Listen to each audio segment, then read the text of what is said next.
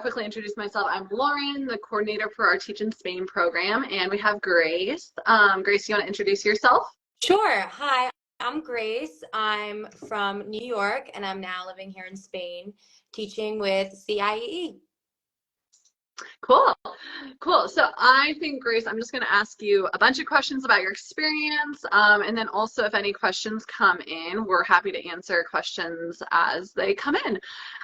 But Grace, so you're from New York. You got to Madrid about like a month or two ago. I think you were in the early September group. Yeah. And just want to talk about your experience so far. You've been teaching for about almost a month. Yes. Um, and yeah, so how are the first few weeks going, like since teaching? How's it been this past month?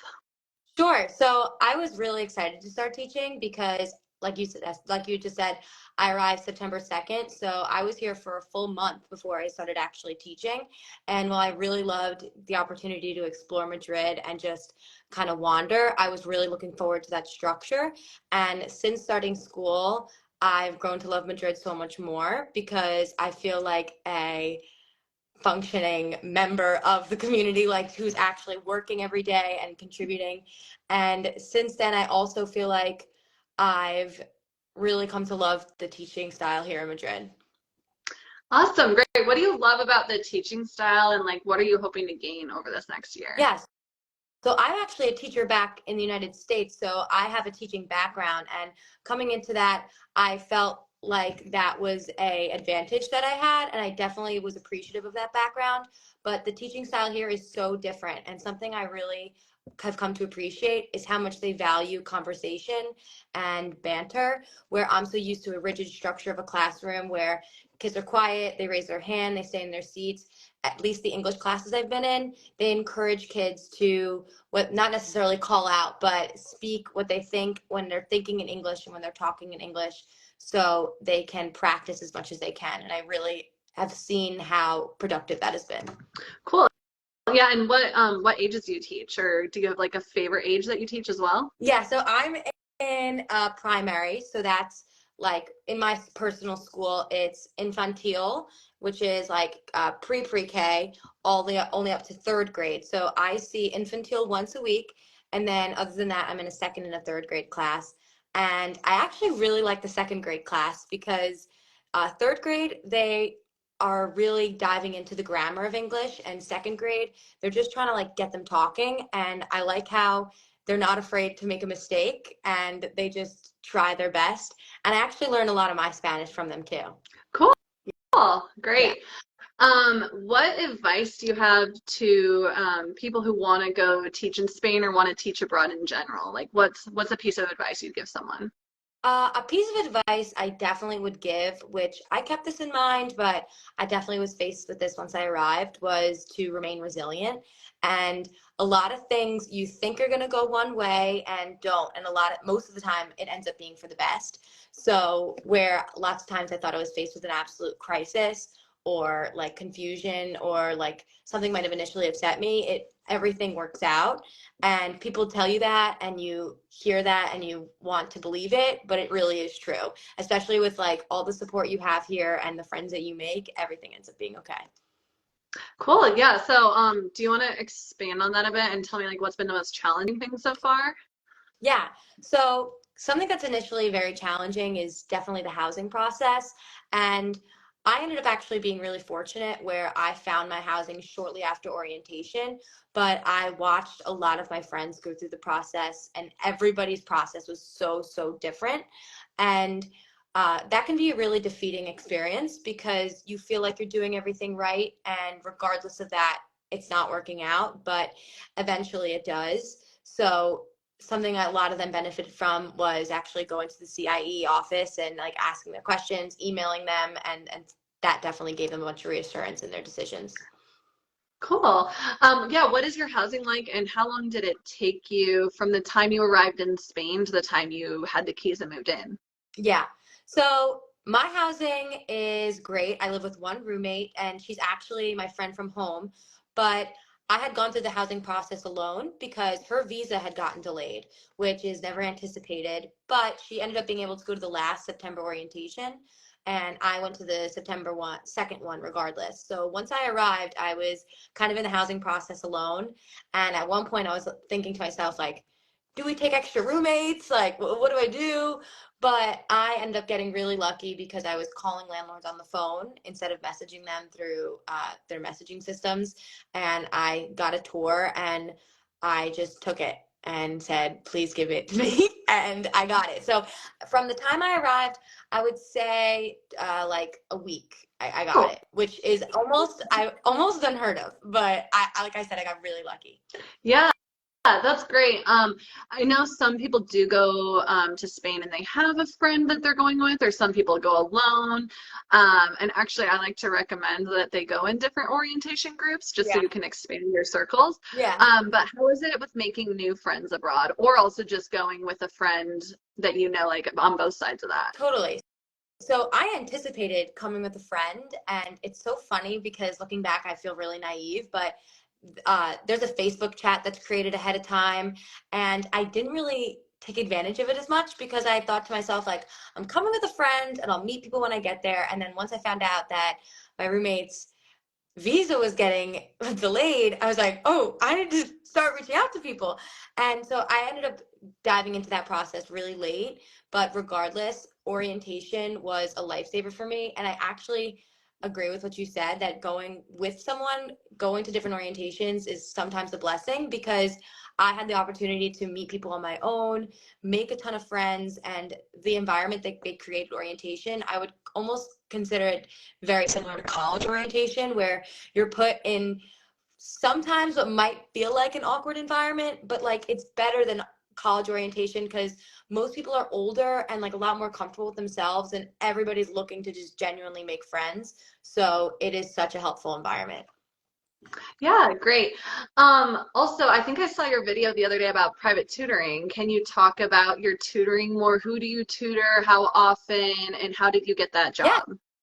sure. So she was at the tutoring position that I work is with a sixth grade girl. I have a special education degree back at home. So this was referred to me by a friend because the student who I work with does have special needs. So that I felt fortunate that that kind of fell in my lap. But that happens a lot where in all the group chats that you end up being in, people say, oh, I had this tutoring job, I can't work it anymore, anybody want to take it, this is the metro stop, and you reach out and you get it. So I tutor once a week on Wednesday evenings for about an hour and a half. And at first this was a really daunting idea because I didn't know if I had to come with lesson plans, like quizzes and tests and English. I didn't know how well her English was going to be, but a lot of it is just conversational, and I do her homework with her, and I always end the session with like listening to her read a little bit of English and then going over some like different vocabulary words that I think would help benefit her conversational English. And it's a very relaxed process. The parents are so appreciative just to have someone working with their child. So I actually really enjoy tutoring. I'm actually looking for more people to tutor. Yeah, I was gonna say you do once a week and you're looking to do more, maybe. Yeah. Cool, cool. What is the biggest culture shock since you arrived? So like I said, I come from New York. So when I thought of like a city, I thought of New York City, and people call that the city that never sleeps. I think like Madrid is not during the night, but is the opposite because Madrid does sleep between the hours of like 2 and 5. And people before I arrived tried to explain siesta to me, and I thought I understood, but when it's like 2:30 and you're walking around and like stores are just closed, banks are closed, like that was a real big shock to me. It initially happened to me during orientation, actually, when I wanted to make an appointment to set up my bank account, and I waited until after lunch and everything was closed. It was impossible. So that was definitely a shock to me, but I've come to really appreciate a good siesta and I love it. So that's turned out to be one of my favorite things. Yeah, I feel like going from like New York to Madrid would be just, Yeah. a lot slower. Do you have a slower lifestyle, or like how do you, being in the US and it's just go, go, go? How has your life like changed or slowed down, and what do you do in your free time? Definitely. So like I've definitely slowed down my way of life. And I've just noticed the people around me, like the people who I live around. Like I run through the Retiro Park a lot, and you'll just find like people sitting on a bench, eating a croissant, like with their family. Like people value that family time and that relaxation time. And I've kind of started to pick up on that. My friends and I will just grab a few snacks, a blanket, and go sit in like the park at Temple de Abode and spend time together. Where in New York, it was a lot of things like, let's make a plan, let's go here first, let's do that. And like, what time we getting there, what time we leaving. And here it's just a lot more relaxed and definitely slower. Things happen a lot slower and the tempo is slower. Like another example of that is there's construction going on in my apartment.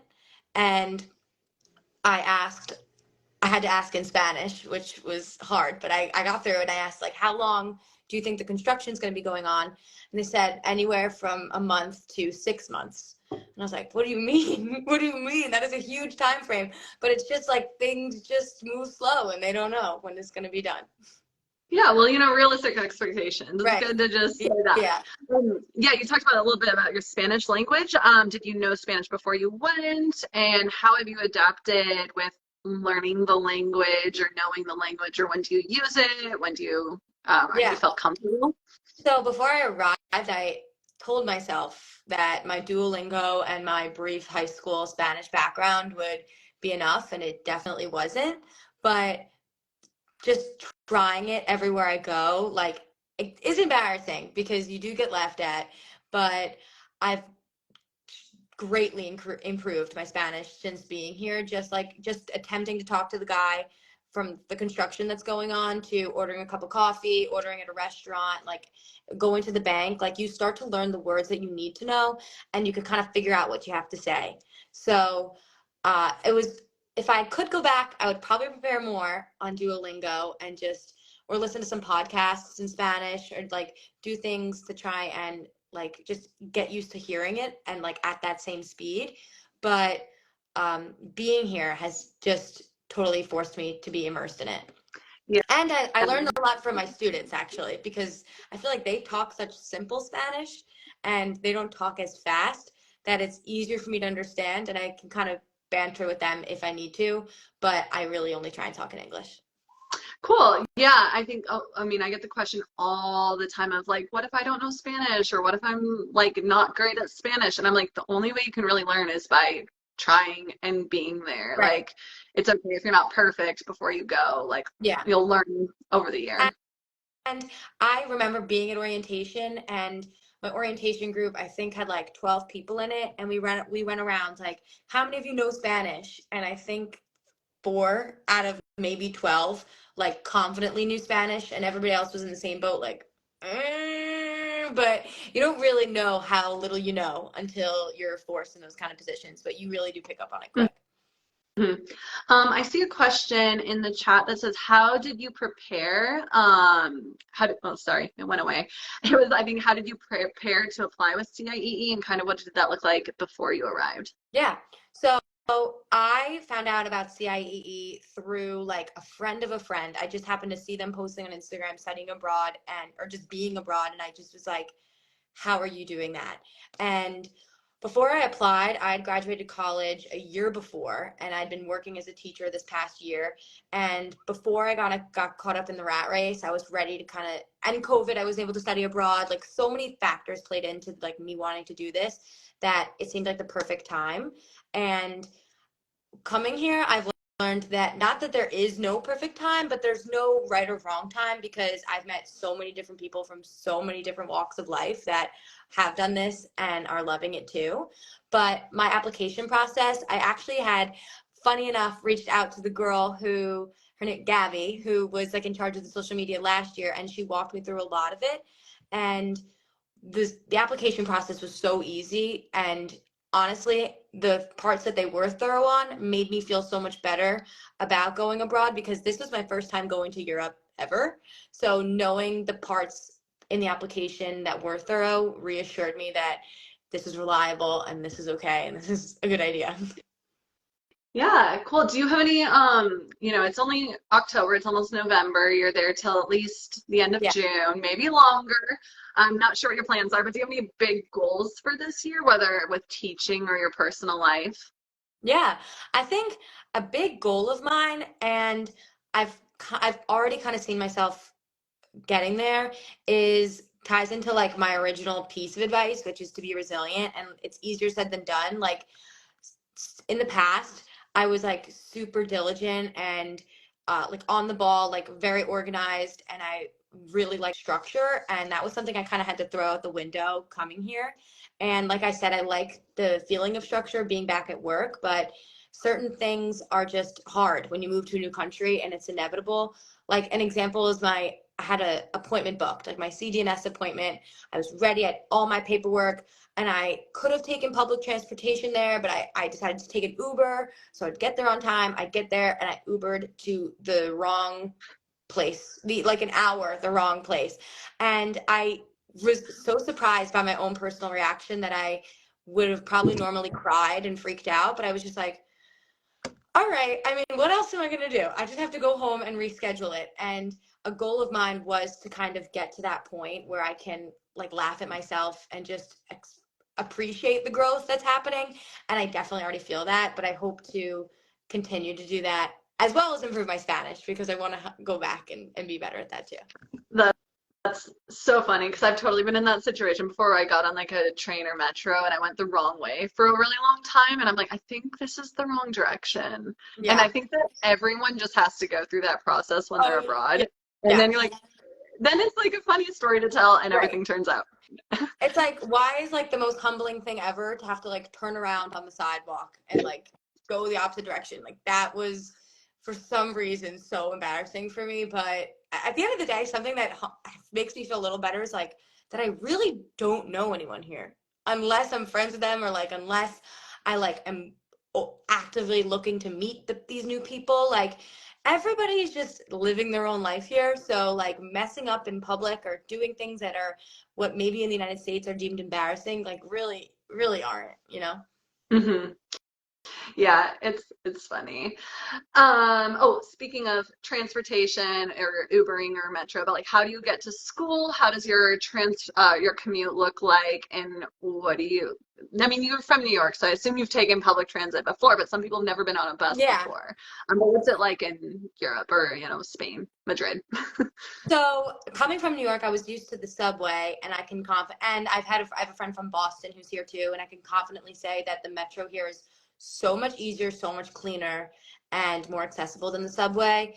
Um, to get to school every day, I either walk to a major like station like Seoul or something, or I take the metro there. And then once I'm there, I take a train, which I didn't even know there was trains here, but I used like City Mapper, the app, when I was like trying to plan out my commute. And I take a train, and then I have to get on a bus after that. And at first, that was like crazy to me because I had made friends with people whose commute was only 10 or 15 minutes, and mine is about like an hour and 15 minutes. So knowing I had to take a metro, a train, a bus, walk, like was mind boggling, but it's really not that bad. And I've come to actually love my commute because I just put my headphones in, I read a book. It's like really peaceful and clean. It's not like if someone is coming here who has experience with public transportation in America, it's similar, but I wouldn't directly compare it. Cool. Another question I have is, do you have any embarrassing moments so far? And I know you said like sometimes public transportation if you're going the wrong way, Yeah. but do you have any funny stories? Um, Embarrassing, funny stories. Well, I would just say that the girl I tutor, well, what I found here, and like this is just with my students at my school too, is I guess just for them living in Europe, it's so much more accessible for them to travel to different countries. So coming here, I've found that whenever anyone asks me like, "Oh, is this your first time in Madrid?" and I say yes, and then they find out it's actually my first time in Europe and haven't been to another country yet, that's they laugh. And it shouldn't be embarrassing, but for them they're like, "What? I've been to 10 different countries and I've traveled here, here, and here." And it's like I know that eventually I'll get there and I'd love to travel more. But that's always something that I was like, oh, I didn't know that was such a big deal that I'm not cultured, just all of you. But they always end up loving asking me more questions about that and like about the United States. So it's like it's the same, you know? Yeah, yeah. Well, I mean, the United States is also so big that it's like, we Yeah. go to different states or different national parks or different big cities. And then in Europe, everything is close and it's very accessible by public transit, which is great. Yeah. Um, do you have any favorite foods or favorite restaurants? What's your go-to place to go on the weekend when you're bored and need to go do something? So a place that this is such a lame answer for me, but this would tie into like my budgeting, and it's that I haven't had the chance to explore as many restaurants as I would like to have yet, but that's because I haven't gotten paid yet. So like I'm waiting to kind of splurge on going out to eat and that kind of thing until then. But I actually have found a place that me and my friends love to go to, and I feel like it's kind of comical if you know, you know, but 100 Montaditos because everything is so cheap and it's really not that bad. Like one of my friends called it like the sheen of restaurants, which I was like, "Ugh, not true." But it's like it's just so accessible. There's so many of them. It's so easy and you can get a bunch of little sandwiches for super cheap. So and they also have great outdoor seating, which has been what a lot of my friends and I have been looking for since it's been so nice out up until like this week. So that's been our go-to spot, kinda, I guess you could say. Other than that, I don't really know. Oh, well, I just mean like anywhere for me, a croquette. I don't know, something about them. They just do it for me. Yeah, yeah. I love that place too. And they have Yeah, really, really affordable breakfast. Like a 2 euro breakfast is the best yeah, thing. yeah, Um, exactly. yeah, and so like with a lot of people ask us, how do you live on 1,000 euros a month? And obviously you're waiting for your first Yeah. paycheck. But do you have any budgeting tips, advice, or yeah, what do you think about the cost of living to the salary or, Yeah. cost of living? So I coming into this definitely saved money and I feel fortunate that I had done that because I am still feeling a little bit of pressure because we haven't gotten paid yet, but it's because from what I've heard, like things have gotten a little more expensive here. Like prices are always fluctuating, which is difficult. And at first, I definitely was making the mistake of, like I was saying before, trying out new restaurants and doing like not really saying no to anything, which it's like such a give and take because you think like you're only here for so long and that's what you want to do. But before having that income, that was definitely not as fiscally responsible as I probably should have been, especially because I didn't think, I mean, it sounds illogical, but when you arrive, even if you move into an apartment at the end of September, lots of times they make you pay for that month. And then additionally, you have to then pay for October. And my school, we get paid the end of October. So, like, then that paycheck will go towards November. But I've already created a budget for myself of how I plan on spending my money. And with my rent, with my utilities, including including $300 for travel, I still end up with $300 at the end of every month to be flexible with, which makes me feel a lot better that if I wanted to go shopping or if I wanted to splurge at a restaurant or if I wanted to splurge on a trip somewhere or if things go wrong, because that's also something I always consider, like what if I need to buy a brand new this or that. So like that made me feel good once I was able to balance out those numbers, knowing I am left over with money and you don't just like suck your paycheck dry and you're done at 1,000 and then that's it. Yeah. I have like two more questions before we wrap up. The first one is I'm seeing suitcases behind your Oh head. yeah. So how was packing for a full year abroad? How was that? So Tips. these are my suitcases that I brought. Believe it or not, that is That's it. one checked bag and one carry-on. I feel fortunate because I have family coming at Thanksgiving who are gonna bring me winter clothes. So Nice. if you have that opportunity, definitely do it. But packing wise, I mean, everything I've needed up until this point into those two bags. And advice I heard from CIE before I left that I took very seriously, and then I saw it helped me a lot, was pack and then unpack like 3 times. And with doing that, I really did dwindle down to what I needed. And even still, I have things I don't even wear. So that would be a piece of advice. And a piece of advice I would have about packing is the fashion is different. Like, you are not going to wear what you wear in America here in Spain. Like, My right. So LinkedIn. like I came here and I was like, I need to buy a whole new wardrobe. And I can't, obviously, but there's little things that are like such nuances here. Like, everybody has a beautiful long coat, or like everybody has like these nice boots. So like, if you are planning on maybe bringing a lot of things with logos or like loungewear, like that's definitely stuff you wear in your apartment, and like if you're running out to somewhere quick. But like, for the most part, like when I'm on a run in Retiro, people are in like skirts and like sweaters and boots. So like, if you feel like you're overpacking, I would definitely consider cutting it in half, and then maybe saving a little. And if you feel like you don't know what you need yet, it might be just worth it to kind of get it here too. Cool. Because you're going to do that, because you might do that anyway, like me. Mhm. I just did that anyway. You can always go Yeah. shopping at all the cool Yeah. stores. Yeah. And I was Um, like, Zara is so much cheaper. I think I have yeah, to. yeah. Yeah. Last question before we wrap up, but why did you choose CIEE? And what do you love about CIEE? Sure. I mean, well, this is actually a really easy question for me. Like, but while I was making my decision, and then once coming here and hearing about other programs, I'm like, oh my gosh. But the process of getting here with CIEE, like they help you from literally start to finish. I there's just simply no way I could have gotten my visa without with the help of CIEE, because of how easy they spell it out for you. I feel super fortunate to have had all the support during that process. So when I was applying and I heard about um, the insurance that they offered with the program and the visa support on top of the orientation, that was like a no-brainer for me, because especially someone who's never traveled outside the country, but I think even for someone who has maybe even studied abroad, like the idea that you would have that similar support system through the whole way is completely worth it to me. It's like peace of mind for not only me, but like my family. Like, they have a contact if they never need. So the help with the visa process was worth all of it.